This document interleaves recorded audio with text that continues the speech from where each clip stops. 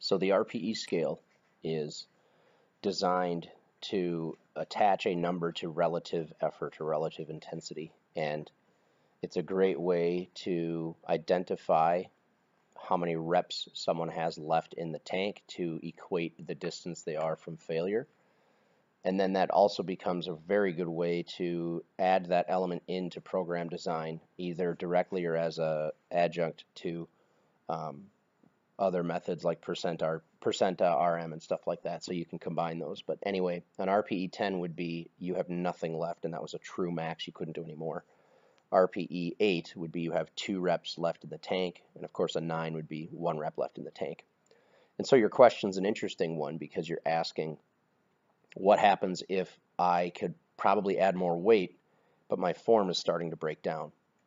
And I think the answer is a big old it depends. So I think it depends a great deal on how much the form is breaking down, and is it bad enough that, or is it enough form breakdown that an experienced coach would look at that and say, yeah, you're potentially adding a risk of injury by that amount of form breakdown.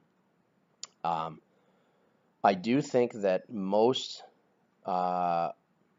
this is just my experience, and so I don't want this taken out of context of that it's just my experience, but I've seen a lot of people lately who, the ones who tend to be very concerned about their technique, where they say, okay, I can't add weight because I had a little bit of knee collapse there, or I had a little bit of butt wink. I've seen a lot of those people lately. Some of them are my clients. Some of them are people who just message me videos for a form check. Some of them are in the form check thread that we have. I see a lot of that where the ones who tend to be concerned tend to have very good form and tend to have very little form breakdown, and they tend to be extra critical about just this minor amount. And I think the reality is that for most people, when loads get heavy or when moderate loads get pushed to like an RPE 9 plus, form breakdown occurs. And as long as we're talking about a small percentage of training, meaning the total number of sloppy repetitions compared to really good repetitions, and the degree of sloppiness of those reps are the things that I would generally look at. I have a couple of clients who are competitive powerlifters who, and they would be comfortable with me saying this, when they pull their final deadlifts, they're pretty ugly.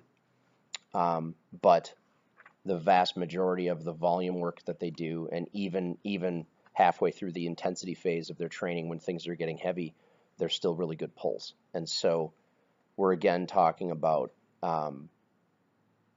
a very infrequent amount of performing a technique where it's not perfect. And so those are things to consider. I don't know what to say beyond that, because it's so context based that without seeing, okay, how much is this form breaking down, and then what does your technique look like for the remainder of that set. And if it's a situation where it's like solid technique, solid technique, solid technique, okay, that rep got a little bit shaky. In the majority of those cases, I would say, yeah, follow the program and add weight if that's what the program is telling you to do. But if you're still questioning this, just post a video and let's take a look at it.